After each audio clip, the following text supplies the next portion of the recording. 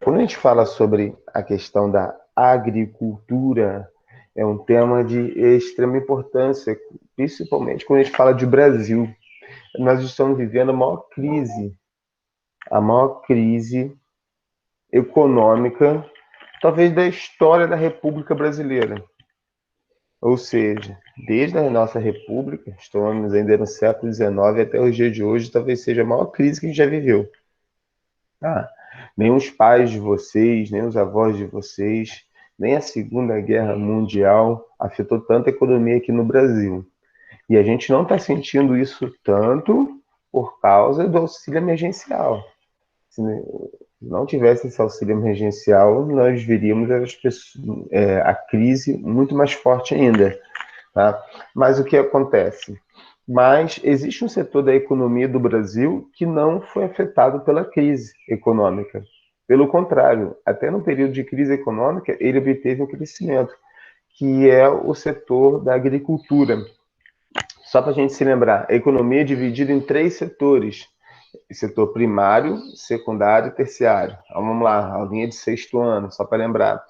Setor primário é o setor do extrativismo, é o setor que engloba o extrativismo e a questão agrícola, ou seja, a parte de mineração está no setor primário, a parte de madeireira, toda a parte de extrativismo vegetal, mineral, animal e, consequentemente, a agricultura está tudo no setor primário. O setor secundário é o setor de transformação, que são as indústrias.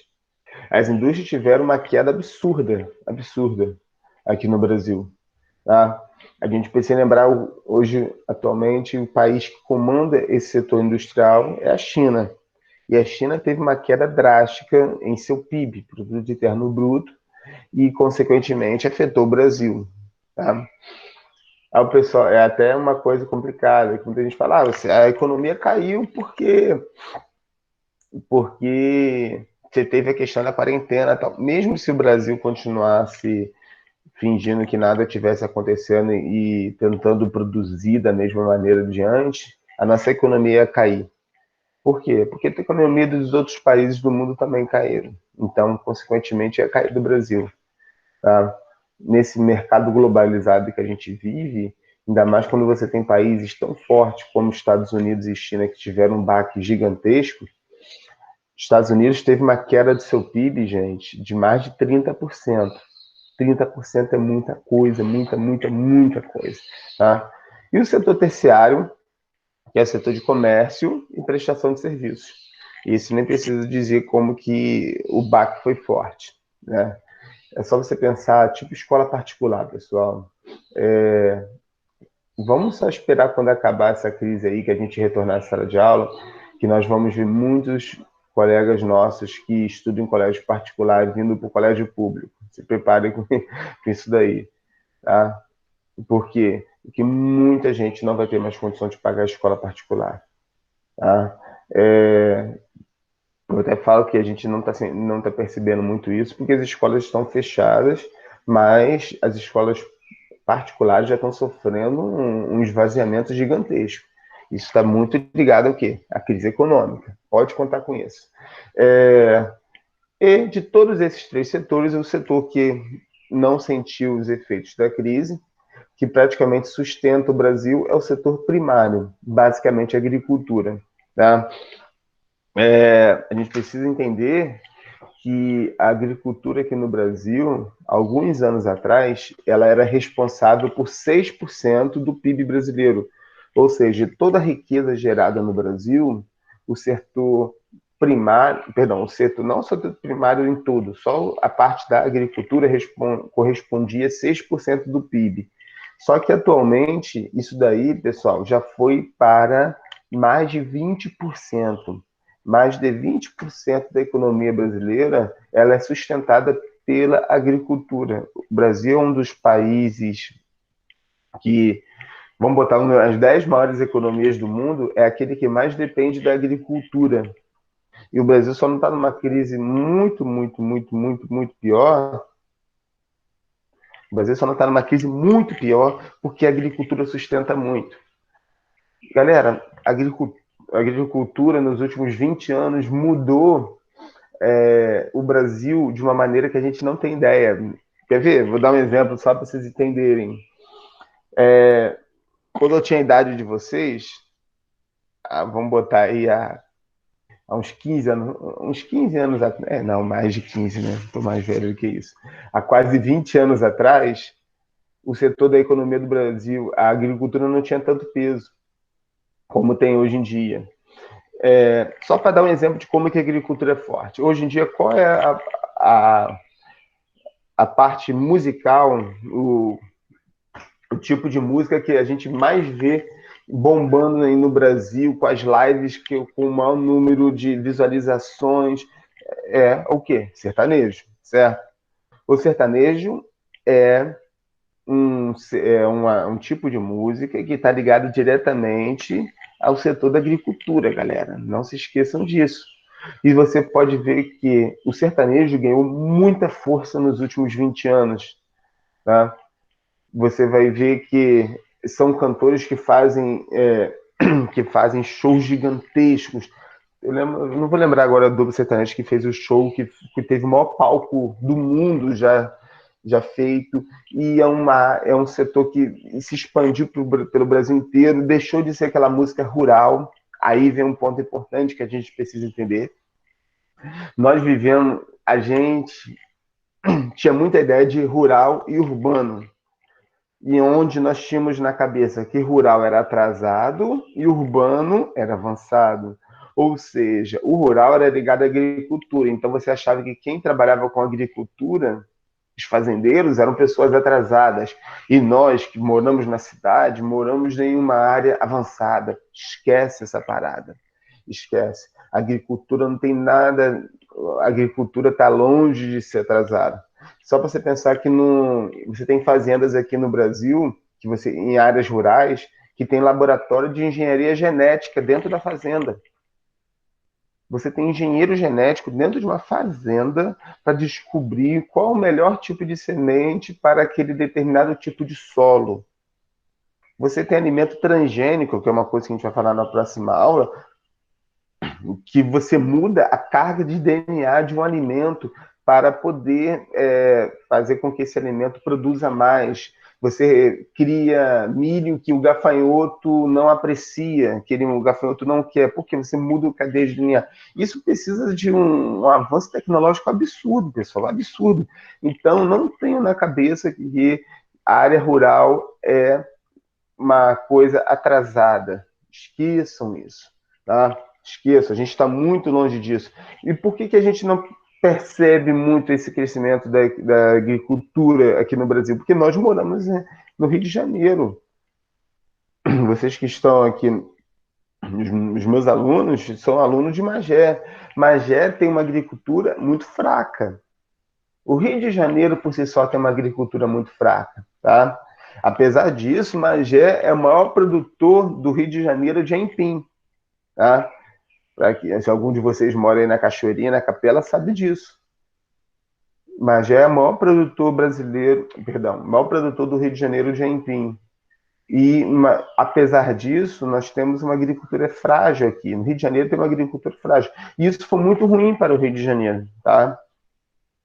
E nós vamos ver nas próximas aulas, quando nós falarmos sobre a questão da agricultura brasileira, você vai ver que a questão do solo influencia muito. O solo nosso solo aqui não é um solo de uma qualidade tão boa assim para a agricultura. Tá? Nós temos aqui o famoso latossolo. Bom, matériazinha do primeiro ano de ensino médio. Mas vamos continuar. Então, nós já temos na cabeça que a agricultura cresceu muito aqui no Brasil, e a agricultura brasileira é uma agricultura para exportação, precisamos ter isso na cabeça. Ou seja, nós não consumimos o melhor alimento produzido no Brasil, tá? Já pode ter isso na mente. O melhor alimento produzido no Brasil não é para o brasileiro, tá? O melhor alimento produzido no Brasil é para o exterior. Você não consome a melhor laranja produzida no Brasil, você não consome a melhor alcatra, o melhor contrafilé, filé mignon, isso tudo, a melhor qualidade não fica no Brasil. Por quê? Porque nós sabemos que a exportação gera um lucro muito grande, principalmente no momento que a gente está vivendo agora com a alta do dólar. Aprendam isso. Toda vez que você vê aumento do preço do dólar, do euro, muita gente fica desesperada. Assim, para a economia, em parte é ruim, mas para quem exporta é maravilhoso. Ele quer mesmo que o dólar vá lá para cima, ele quer que o preço do euro suba também. Por quê? É, porque para ele facilita muito a sua exportação, porque aquele que vai comprar aqui, a moeda mundial é o dólar, vocês sabem disso. Então, entre um chinês que vai comprar aqui no Brasil, a moeda da China é yuan, a moeda brasileira é o real. Qual moeda que eles usam entre si? É o dólar. O dólar é a moeda mundial. Então, a exportação vai ser muito facilitada no momento que o dólar tiver um preço muito alto. Então, você está vivendo um momento assim propício para a agricultura. O Brasil, a gente vai ver mais para frente, que tivemos um salto tecnológico gigantesco e o Brasil atualmente já disputa com os Estados Unidos para saber como o maior produtor de grãos do planeta. Tá? O Brasil é chamado de a fazenda do mundo, ao peso. A indústria do Brasil não é conhecida mundialmente. O Brasil não exporta produtos industrializados para o planeta. A gente exporta soja, a gente exporta carne, a gente exporta milho, nós exportamos carne suína e por aí vai. Essa é a força econômica brasileira, tá? Isso está muito ligado ao quê? A ter um território gigantesco e também ter um clima propício para a agricultura. Vamos pensar aí. Os 5 maiores países do mundo em tamanho. O maior país do mundo em extensão é a Rússia. 2/3 da Rússia praticamente é impossível ter agricultura, que é um frio desgraçado. Isso também vale para o Canadá. Como que você vai plantar no local onde o inverno a temperatura pode ultrapassar os 40 graus negativos?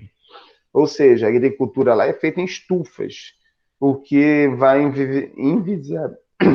o que vai dificultar muito o que é a produção agrícola. Ainda mais para exportação, esquece. O terceiro maior país do mundo em extensão é a China. A China tem o deserto de Gobi, a China tem o deserto da Mongólia, tem uma área desértica muito forte, fora a região do Himalaia. Então, fora outra parte que também tem uma população gigantesca, que eles precisam alimentar 1,4 bilhão de pessoas. E alimentar essa galera não é fácil, tá? Então, praticamente, a agricultura chinesa, né, agricultura para consumo interno e arroz. Arroz, arroz, arroz. Bom, e o quarto maior país do mundo em extensão, os Estados Unidos. Sendo que a área cultivável, a área de agricultura dos Estados Unidos é menor que a do Brasil, porque eles têm o Alasca, eles têm regiões montanhosas que é praticamente impossível você produzir, as montanhas rochosas, os montes Apalaches e por aí vai. Em quinto lugar, o Brasil. O Brasil é o país que tem a maior área para a agricultura do planeta Terra, tá bom? E isso daí, gente, se deve aos anos e o desenvolvimento tecnológico, tá? Mas antes de a gente falar sobre Brasil, eu queria falar um pouquinho sobre os sistemas agrícolas. O que é isso, professor? Sobre maneiras de cultivar, como que a tecnologia foi se desenvolvendo nos anos para poder facilitar a agricultura e o seu desenvolvimento, tá bom? Deixa eu puxar aqui um slide que eu já deixei aberto.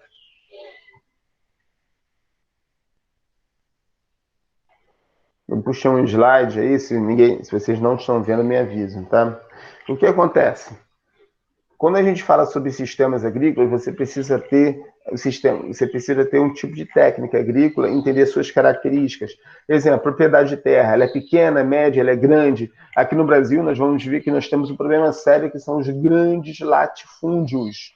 O que são latifúndios? São grandes extensões de terra com somente um dono. Tá? Nas próximas aulas, nós vamos falar sobre a questão fundiária do Brasil, e você vai ver que é um problema sério aqui no nosso território, que é a questão da falta de distribuição de terras mais igualitária. Não vou dizer totalmente igualitária, isso daí é utopia, mas para tentar diminuir a diferença entre aqueles que têm terra e aqueles que não têm terra.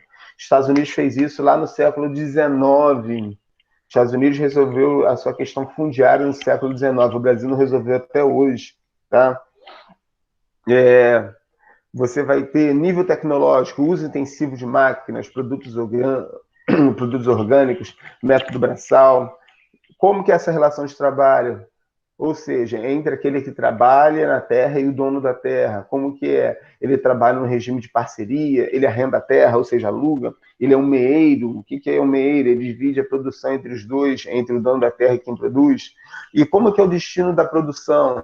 Ela é uma produção para o mercado interno, para o mercado externo, para os seus vizinhos do seu entorno. Como que é isso?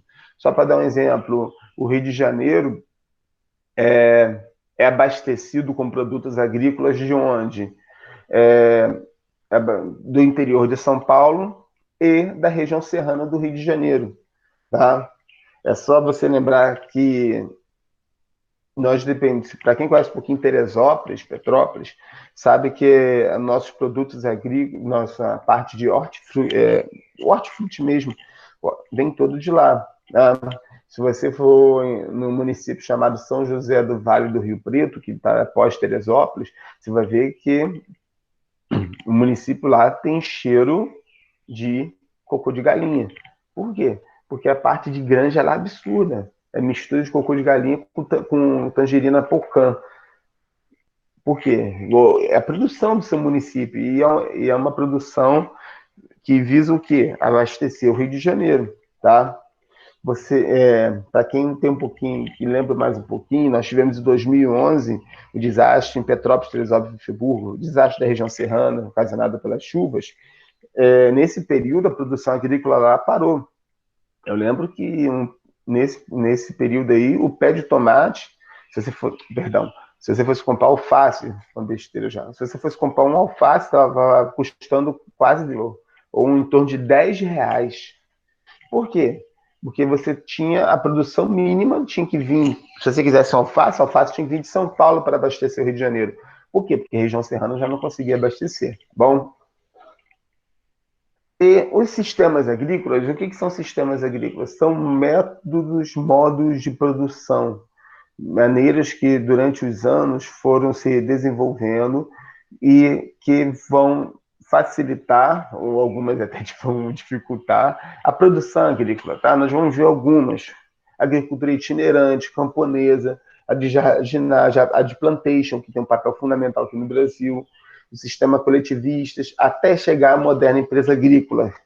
Tá? Essa última aí que a gente vai ver é a mais desenvolvida tecnologicamente. Tá bom? Vamos falar um pouquinho sobre cada uma.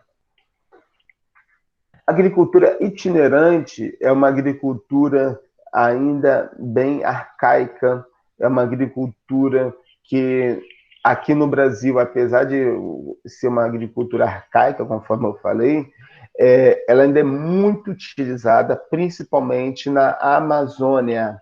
Tá? Porque nós vamos ver nas próximas aulas que o solo amazônico é um solo que tem um nível de nutrientes muito baixo. Ou seja, o que mais tem... E lá na Amazônia, para você ter terras...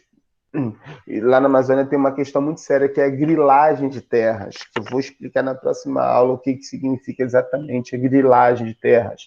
Tá? E isso daí vai afetar muito a questão da floresta. Como, professor? Você tem invasores que vão para a Amazônia em terras devolutas. O que são terras devolutas? São terras que pertencem ao Estado brasileiro, onde você não tem uma fiscalização, ela é mínima, e o que acontece? Você vai ter o processo de queimada, que já é um ponto muito complicado, porque a queimada, você queima os nutrientes superficiais do solo, diminuindo ainda mais a sua fertilidade, e você vai ter a queimada para poder abrir esse solo para a agricultura. Só que é uma agricultura que você não pensa na conservação do solo. Por quê? Depois de 2, 3 anos produzindo naquele solo, aquele solo vai baixar a fertilidade demais, eles abandonam aquela terra e vão para outra terra e produzem o mesmo tipo de processo: queimada, utilização e abandono. Tá? E isso é um problema muito sério que a gente vai ver, que a floresta amazônica, a tendência da floresta amazônica após o seu desmatamento, em grandes áreas de desmatamento, o que vai afetar muito a questão da sua umidade, em alguns pontos nem nasce mais a floresta amazônica, vira um cerrado, tá bom? Então, essa agricultura itinerante é uma agricultura que você não tem um desenvolvimento tecnológico, você não tem o uso adequado da terra, é somente um uso exploratório, um uso predatório, vamos dizer assim. Tá? Você não tem capital para desenvolver tecnologia, para a utilização de métodos, técnicas para poder aumentar a fertilidade. Você usa e abandona. Tá? Só para dar um exemplo, os índios usam um sistema chamado rotação de culturas, rotação de terras. Por que o índio precisa de uma terra gigantesca? Às vezes você vê áreas gigantescas com uma tribo indígena pequena lá, com um número de índios pequeno. Por quê? O índio precisa de uma extensão muito grande para ele produzir essa rotação. Ele monta essa tribo indígena num ponto, fica ali 4, 5, 6 anos, sei lá, no seu tempo, certo? E depois de ele utilizar já a terra para agricultura, para caça, para extração vegetal, animal, ele abandona essa terra e vai para outra. E ele faz isso durante um período que, daqui a 50 anos, ele retorna àquela terra que ele abandonou.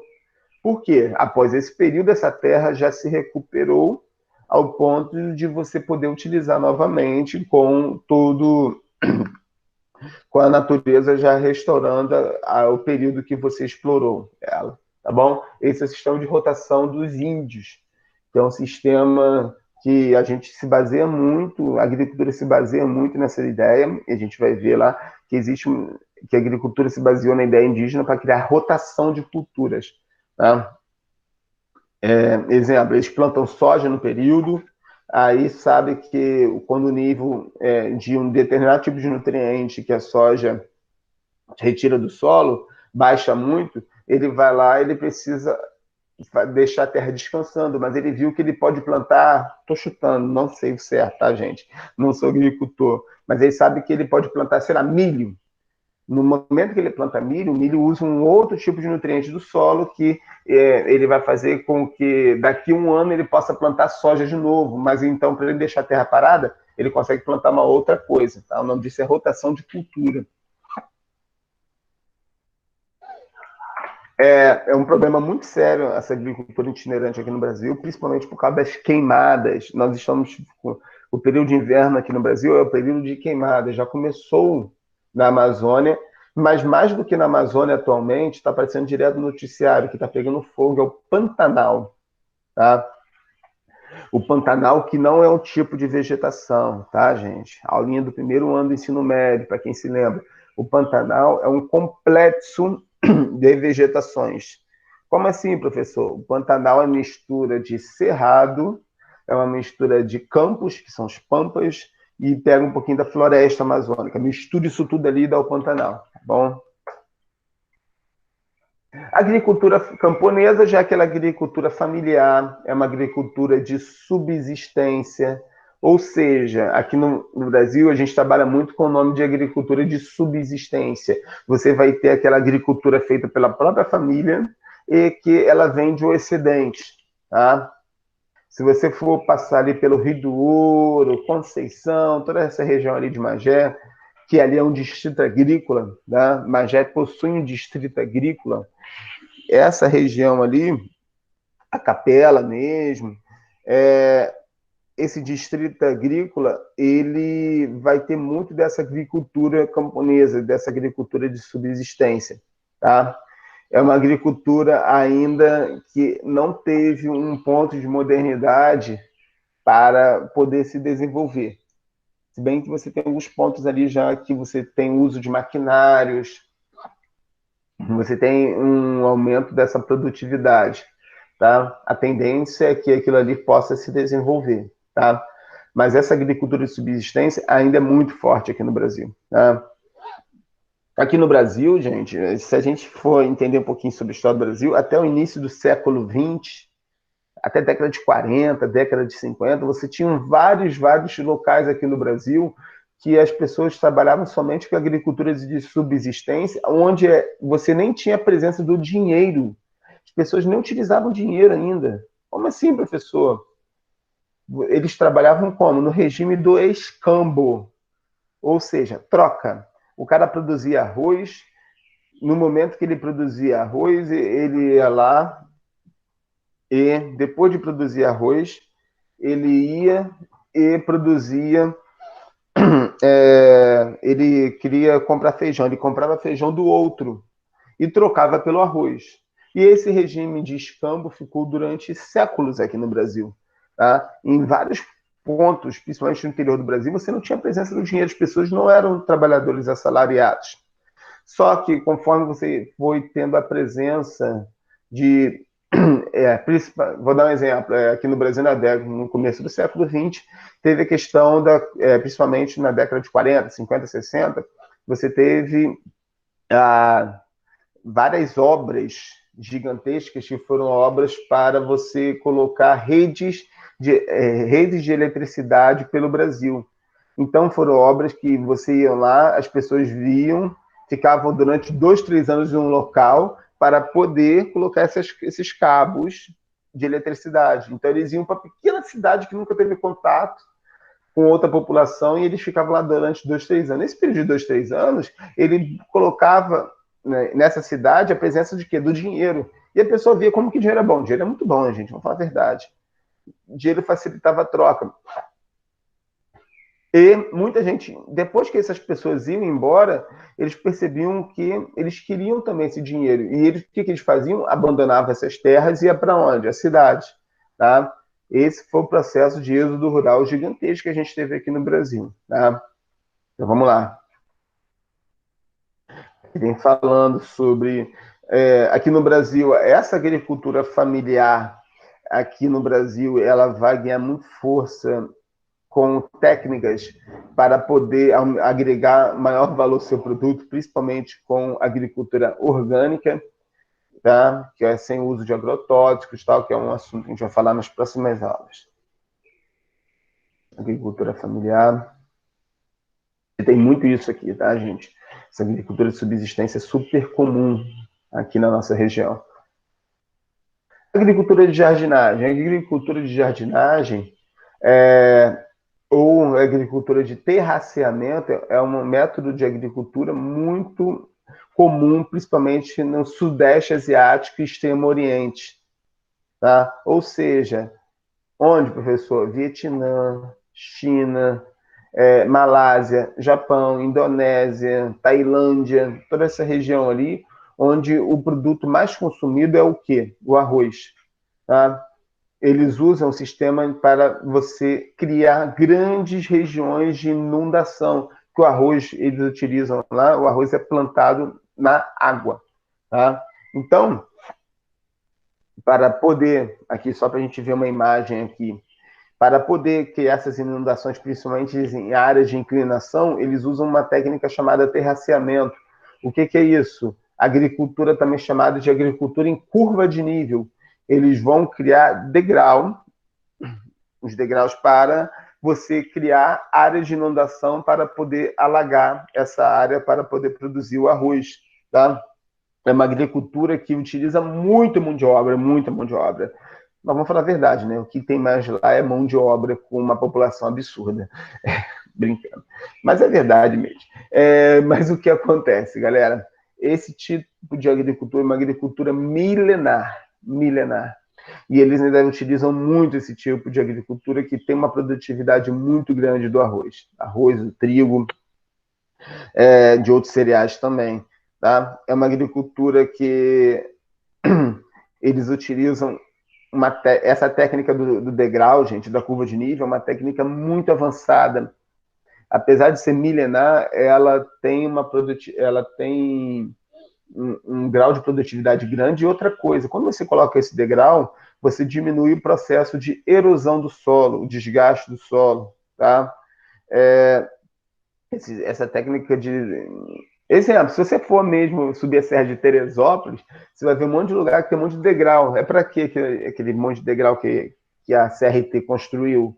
É para quando a água bater ali, tem gente que olha e fala, para que é essa escada aí? Aquilo não é escada não, cara pálida. Aquilo ali é para a água escoar. Mas para que o degrau? Toda vez que você tem esse degrau, a água perde velocidade. Se ela perde velocidade, ela não avança a pista. E numa área de agricultura é a mesma coisa. Se você bota esse monte de degrau, a água não ganha velocidade e também não avança, e também não leva o seu solo junto com você, tá bom? Também é uma área do Sudeste Asiático, olha como que eles plantam em área totalmente alagada. Plantation. O plantation é o plantation. E eu estou gravando, não pode ficar brincando, não. O que acontece? Esse sistema de agricultura aqui foi muito importante aqui no Brasil, tá? Que foi um sistema de produção agrícola que nós tivemos aqui, principalmente no período da escravidão, tá? Por quê? É um sistema de produção que é uma monocultura. O que é monocultura? Você só vai plantar um tipo de produção. Aqui no Brasil, isso aí foi muito forte, principalmente lá no início da colonização do Brasil, lá com a cana-de-açúcar, que você utiliza, o plantation utiliza técnicas agrícolas mínimas, e ele se baseia muito no quê? No uso de mão de obra gigantesco. Tá? Você precisa de uma mão de obra muito grande. E qual era a mão de obra que utilizava? Mão de obra escrava mesmo. Tá? O plantation se expandiu por toda a América Latina, Ásia, África, regiões mesmo que foram colonizadas, detesto essa palavra colonizada, que foram controladas mesmo pelos países europeus e até mesmo Estados Unidos em alguns pontos. O plantation se baseava nisso para você ter uma grande produção. Aqui no Brasil, falei da cana-de-açúcar, mas o que vai mais se expandir mesmo com o café. Tá bom, gente? E é um tipo de mão de obra que aqui no Brasil atualmente já caiu muito, praticamente não se usa mais, porque nós percebemos que o custo da mão de obra é muito grande, e é onde você ainda tem um plantation com grande força, África, tá bom? A África ainda utiliza muito desse sistema do plantation. Aqui no Brasil você vai ter utilização de maquinários. Exemplo, uma máquina que vai colher a cana-de-açúcar, ela toma o lugar de uns 100 trabalhadores. Tá? Então, essa mecanização da agricultura, ela vai deixar um pouco de lado o plantation, que o plantation, de novo, a base do plantation é praticamente a não utilização de maquinário, é somente mão de obra para poder plantar, para poder colher, cultivar e por aí vai. Tá? No momento aqui no Brasil que você não tem mais essa mão de obra escrava, a tendência do plantation é cair. Mas tem um papel fundamental na história do Brasil, o plantation. O baixo investimento em tecnologia, enriquecimento dos grandes proprietários aqui no Brasil vai criar a figura do coronel, aquele cara que manda na cidade, manda na política e por aí vai. E vai gerar muitos conflitos no campo, mas esse é um assunto para a próxima aula. Bom, são monoculturas, galera, tem que ter isso em mente, monocultura. E os sistemas coletivistas, só para a gente finalizar, você tem alguns exemplos de sistema coletivista. Em Israel, ele utilizou os kibbutz no início lá da colonização de Israel, era uma área era uma área de deserto, então eles precisavam criar um sistema de irrigamento constante para poder plantar. Era um sistema comunitário. E também você tinha lá na União Soviética essas fazendas coletivas chamadas de kolkhozes e kofkoses. Kolkhozes e kofkoses. Que eram sistemas coletivos, ou seja, você também tinha a ideia da fazenda coletiva na União Soviética, na própria China. Isso estava muito ligado ao regime comunista, tá? Não em Israel, né, tá, gente? Em Israel já foi mesmo para o país poder nascer, tá bom? Isso daí hoje em dia praticamente não se perdura mais. Em pouquíssimos locais que a gente pode falar que ainda tem esse sistema de fazenda estatal, tá? Que o Estado controla, talvez um pouco na China em alguns pontos ainda tenha, e Coreia do Norte, que a gente nem sabe o que acontece, tá bom? São fazendas coletivas. O Estado era dono até da fazenda, tá, gente? E a moderna empresa agrícola, que é o nosso último, para a gente finalizar, que já é o atual, que a gente vai falar muito na próxima aula. Nós vamos ver que já é a industrialização da agricultura. Tá? A agricultura passa a ser um setor mesmo com tecnologia super avançada, e é o que vai comandar atualmente o Brasil e os países do planeta, tá? Você vai ver que você vai criar a ideia das commodities, que são commodities, são grandes produtos consumidos no mundo inteiro, produtos mundiais. Quando a gente fala de commodities agrícolas, estou falando da soja, estou falando do algodão, do milho, de frutas, do trigo, que isso está na Bolsa de Valores. Todo dia vai sair lá o preço do saco da soja. Ou seja, é um produto consumido mundialmente que o preço se baseia na Bolsa de Valores, tá, gente? Isso daí vai criar um sistema muito, muito, muito, muito avançado na agricultura e você precisa ter uma produção muito grande. Tá? Estados Unidos vão criar o sistema dos belts. O que são os belts? São os grandes cinturões de produção. Tá? Tem o cinturão do sol, que vai produzir diversos produtos, frutas e tal. Tem o cinturão do trigo, o cinturão do arroz e por aí vai, que é a base da produção dos Estados Unidos e que aqui no Brasil está chegando muito, conforme eu falei com vocês, nos últimos 20 anos. Tá? Eu vou deixar essa parte de modernização da agricultura para na próxima aula, que eu vou falar sobre a agricultura do Brasil. Tá bom, pessoal? Só para a gente finalizar a nossa aula.